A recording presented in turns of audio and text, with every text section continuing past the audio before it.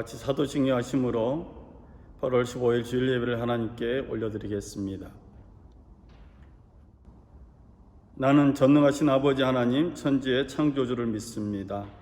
나는 그의 유일하신 아들 우리 주 예수 그리스도를 믿습니다.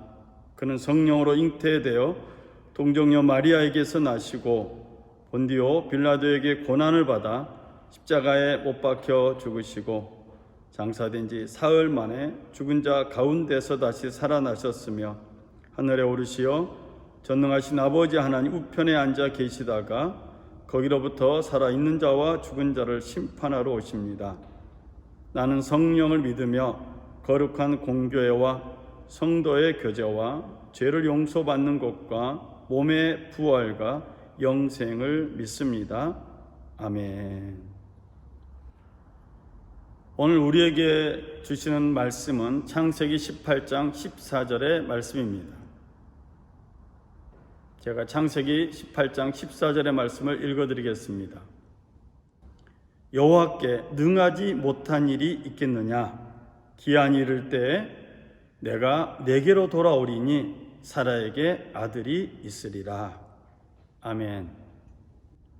저는 오늘 창세기 18장 14절을 중심으로 해서 우리를 위한 하나님의 자유라는 제목으로 말씀을 나누겠습니다. 오늘은 광복절입니다. 한반도가 일본 제국으로부터 해방된 날을 기념하는 날이 광복절입니다. 제76주년 광복절 주일에 하나님의 자유에 대해서 말씀을 나누겠습니다. 저는 요즘 이런 질문을 던지고 있습니다. 다시 일상으로 돌아갈 수 있을까? 내일에는 우리의 희망이 있는가? 하나님은 이 세상을 다스리고 계시는가? 오늘날 우리는 지긋지긋하게 계속되는 코로나 상황과 또 이로 인해 발생한 정치, 경제 그리고 기후 재앙 때문에 절망에 빠져 있습니다. 성경에는 우리처럼 상실과 슬픔을 가진 사람들이 나옵니다. 하나님의 백성임에도 불구하고 현실 앞에 좌절할 수밖에 없는 사람들, 그들은 이전에도 있었습니다. 이사야 40장 27절에 보면 야곱아 내가 어찌하여 불평하며 이스라엘아 내가 어찌하여 불만을 토로하느냐? 어찌하여 주님께서는 나의 사정을 모르시고 하나님께서는 나의 정당한 권리를 지켜주시지 않는다 하느냐? 이사야 49장 14절에 보면 그런데 시온이 말하기를 주님께서 나를 버리셨고 주님께서 나를 잊으셨다 하는구나. 예레미야 8장 20절에 보면 백성이 또 울부짖는다. 여름철이 다 지났는데도 곡식을 거둘 때가 지났는데도 우리는 아직 구출되지 못하였습니다. 주님 우리의 사정을 모른다고 우리의 정당한 권리를 지켜주지 않는다고 하는 탄식과 낙심과 울부짖음. 하나님은 나를 버리셨고 우리를 잊으셨다는 절망과 낙심과 부르짖음. 여름철이 다 지나고 곡식 거둘 때가 되었는데 아직 우리는 구원받지 못하고 있다고 울부짖는 이스라엘 백성들의 부르짖음이 오늘 우리의 현실인 것 같습니다. 이런 탄식과 낙심과 울부짖음 속에 이스라엘 사람들의 내리 속에 떠나지 않는 것이 있습니다. 과연 이스라엘, 즉 하나님의 백성인 우리를 위해 하나님께서는 다시 새로운 역사를 창조하실 수 있을까? 사람들은 가능한 것과 함께 시작을 하고 또 가능한 것에 기초하여 현실적인 것을 판단합니다. 따라서 만일 어떠한 것이 가능하지 않는다면 그것은 현실적일 수 없다는 것입니다. 현실 앞에 낙심하고 실망하고 불평불만한 이스라엘 백성들을 통해서 성경은 우리에게 끊임없이 말하고 있는 것이 있습니다. 그것은 신앙이 어떤 합리성 안에 갇히게 되면 불가능한 일을 행하실 수 있는 하나님을 배척하게 된다는 사실입니다. 성경은 하나님의 백성임에도 불구하고 불평하고 불만하며 울부짖고 있는 이스라엘 백성들을 자세하게 소개하고 있는 이유는 하나님의 자유를 인식하지 못하는 사람들은 낙심의 자리에, 실패의 자리에 머무를 수밖에 없음을 말하고 있는 것입니다. 유명한 신학자 칼 바르트는 이런 말을 했습니다. 현실적인 것은 맨 먼저 하나님의 신비 안에 있다. 이것이 하나님의 자유라고 생각을 합니다. 하나님은 자유로우신 분입니다. 하나님은 우리를 위해 자유로우신 분이고 우리를 위해 자유로우신 분으로 존재하고 계십니다. 하나님은 자유로운 분이시기에 불가능한 일을 가능하게 하십니다. 오늘 본문 창세기 18장 14절의 말씀에 여호와께 능하지 못한 일이 있겠느냐, 기한이 이를 때 내가 내게로 돌아오리니 사라에게 아들이 있으리라. 하나님은 가능하지 않은 일을 현실적으로 가능하다고 말합니다. 어떻게 믿을 수 있습니까, 이것을? 여호와께는, 야훼께는 능하지 못한, 너무나 어려운, 불가능한 일이 있겠느냐? 즉 없다는 뜻인데, 현실적으로는 우리에게는 불가능한 일이 보이고 너무 어려운 일이 보이고 또 능하지 못한 일이 보인다는 것이 우리의 현실입니다. 창세기 18장 11절은 아브라함과 사라의 상황을 정확하게 말합니다. 아브라함과 사라는 이미 나이가 많은 노인들이고 사라는 올경마저 그쳐서 아이를 낳을 나이가 지난 사람이다. 아브라함과 사라의 현실은 아이를 낳을 수 없습니다. 고대 사람들도 우리처럼 합리적인 생각을 했습니다. 그래서 가능한 것이 현실적이다라는 생각을 고대 사람들도 했습니다. 그러니 하나님이 말씀하시는 이 약속은 현실적으로 불가능합니다.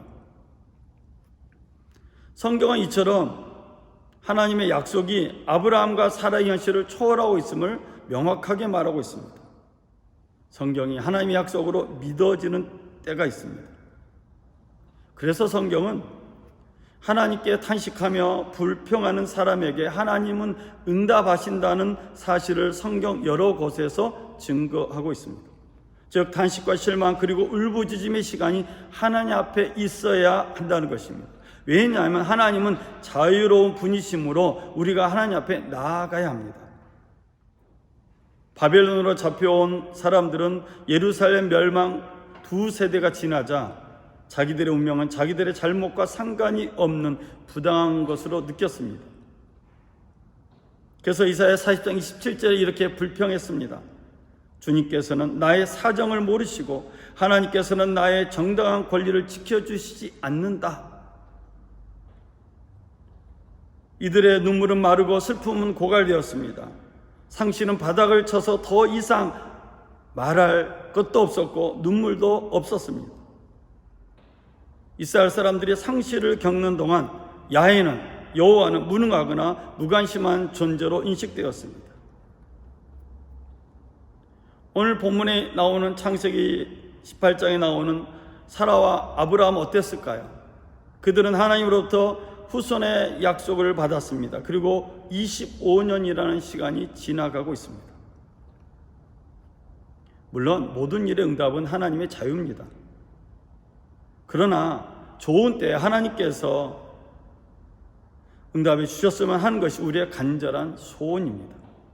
아브라함과 사라 입장도 마찬가지일 거라고 생각합니다. 자기들이 건강할 때 아이를 주셨으면 했을 것입니다. 아이를 가질 수 없는 상황인데 아이를 주겠다고 말하는 하나님은 정말 이해 불가능한 분입니다.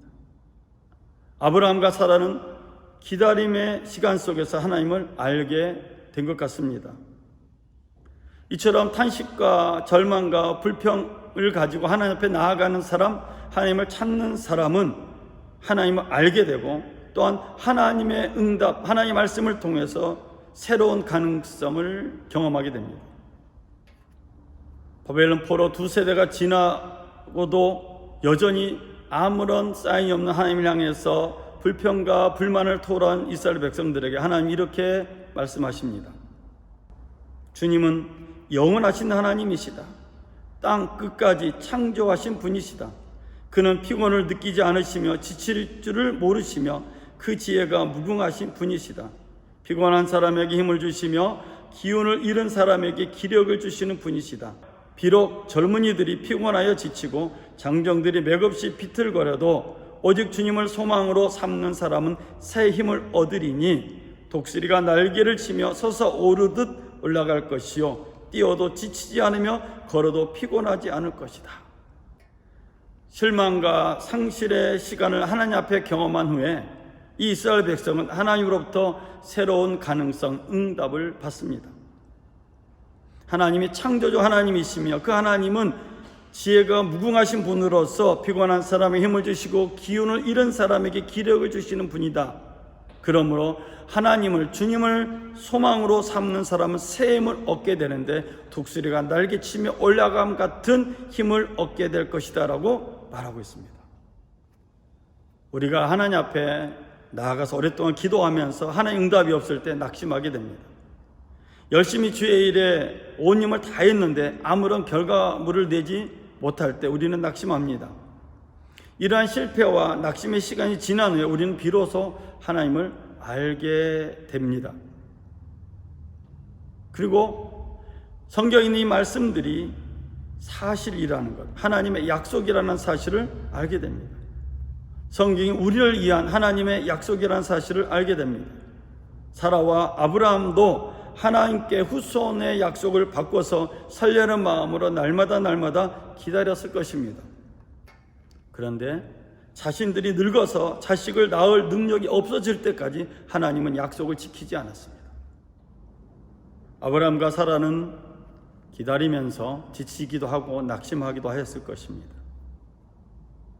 하나님이 약속을 지키지 않고 있기 때문에 이것 또한 하나님의 자유함이라고 생각했을 것 같습니다.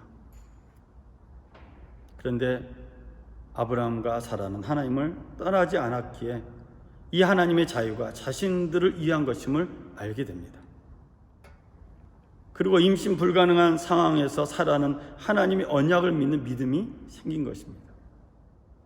히브리 11장 11절 12절에 보면 믿음으로 사라 자신도 나이가 많아 단산하였으나 잉태할 수 있는 힘을 얻었으니 이는 약속하신 이를 미쁘신 줄 알았습니다.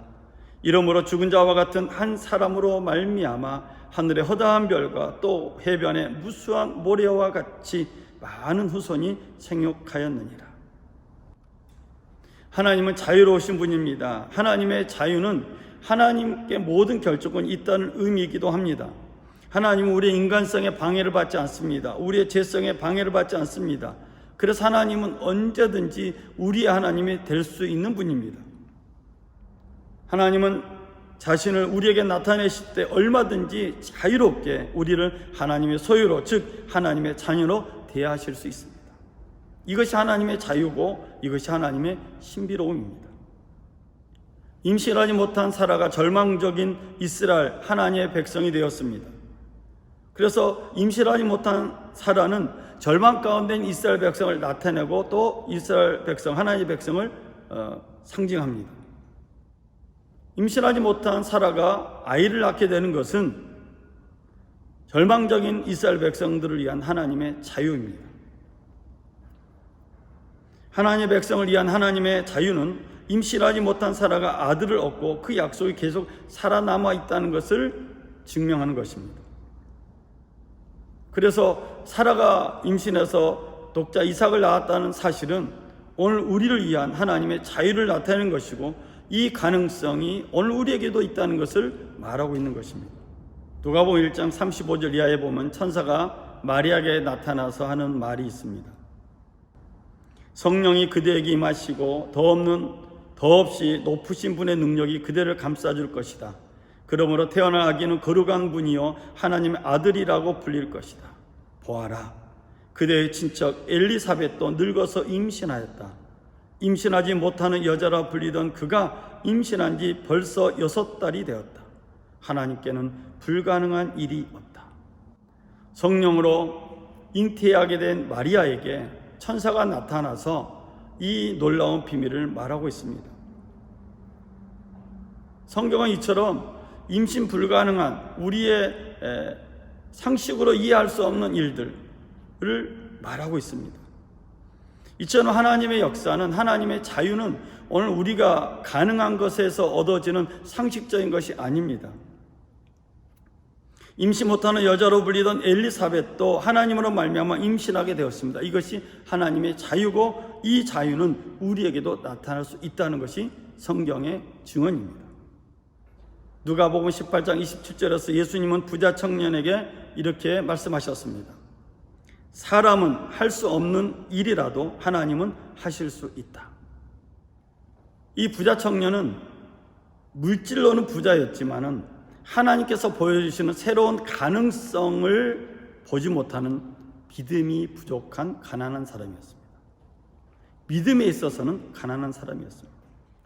하나님은 가능한 것을 하실 수 있는 분이 아니라 불가능한 것을 하실 수 있는 분이십니다. 그래서 성경은 곳곳에서 우리를 위한 하나님의 자유를 소개하고 있습니다.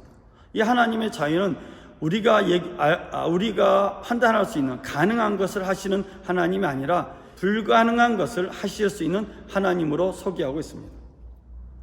우리를 위한 하나님의 자유는 하나님께는 불가능한 일이 없다. 사람은 할 수 없는 일을 하나님이 하실 수 있다는 새로운 가능성을 오늘 광복절 주일 예배를 드리고 있는 우리 평화의 가족들에게, 믿음의 가족들에게 선물하고 있습니다.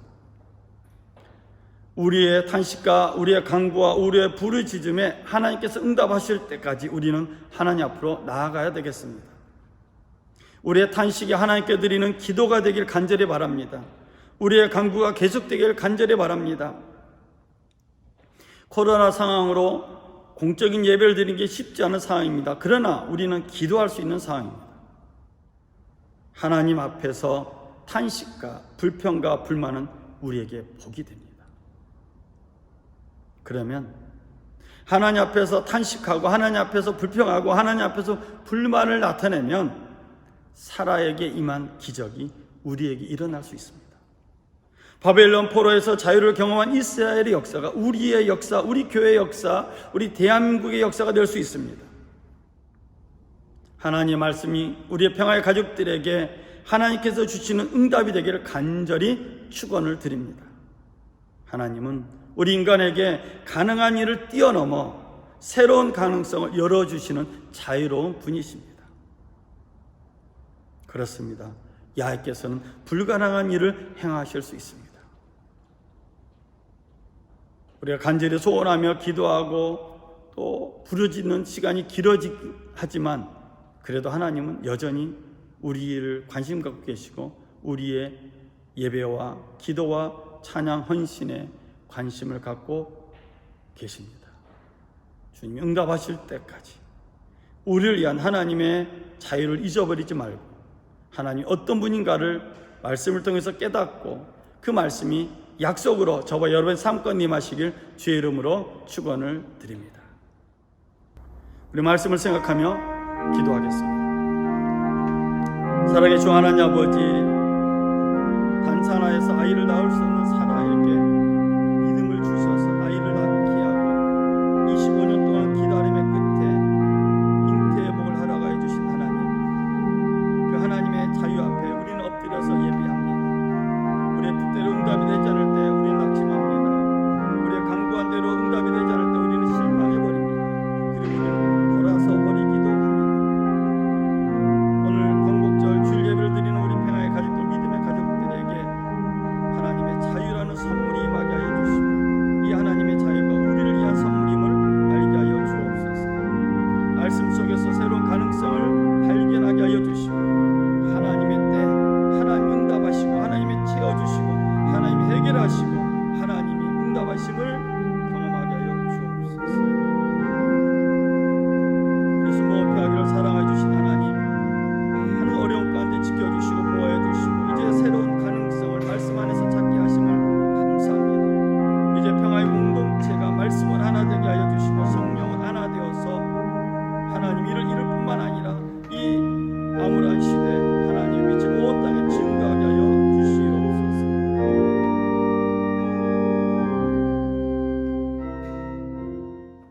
제가 기도하겠습니다. 여호와께 능하지 못한 일이 있겠느냐? 기한이 이를 때 내가 내게로 돌아오리니 사라에게 아들이 있으리라. 오늘 창세기 18장 14절의 말씀을 함께 나눴습니다. 우리를 위한 이 하나님의 자유를 우리 모든 평화의 가족들과 믿음의 가족들이 소유하게 하시고, 이 하나님의 자유를 깨닫는 비밀들이 우리의 삶 가운데 임하게 하여 주옵소서.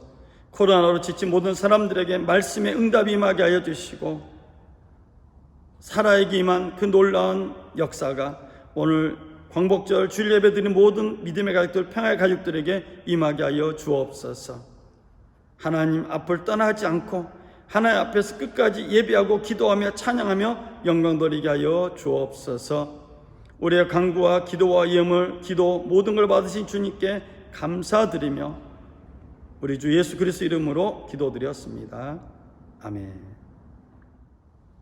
지금은 우리 주 예수 그리스도의 은혜와 하나님의 극진하신 사랑과 보혜사 성령님의 내주하시 교통하시고 함께하신 은혜와 역사가 광복절 주일 예배의 영광을 돌리는 우리 평화의 가족들, 믿음의 가족들 범사이에 지금부터 영원토록 함께하시기를 간절히 축원하옵나이다.